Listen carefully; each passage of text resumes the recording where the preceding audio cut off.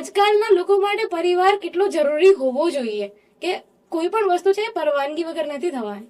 સંસારમાં કદાચ પહેલી ઘટના છે કે એક દીકરી ને પોતાના પરિવાર ને આશ્વાસન આપી વગર આંસોડે એ દેલી પાર કરતી હોય કે પોતાના પિયુને કે સાજનને પોતાના પતિને સમજીને કે મારે સમાજની મોહર 4 ફેરા લઈને મારવાની જરૂર નથી, મને મારા રામને મારી જરૂર છે, મને મારા રામ પાસે જવા દો. એ જે છોકરી નીકળે છે આજની તારીખમાં પણ 3-4 રીલ તમે ફેરવો તો એક મયુરની. તો આનાથી એમ થયું કે આ સબ્જેક્ટમાં એવું કોઈ તત્વ તો છે જ કે જે લોકોને 25 વર્ષ પછી પણ એના જીવન સાથે વણાયેલું છે.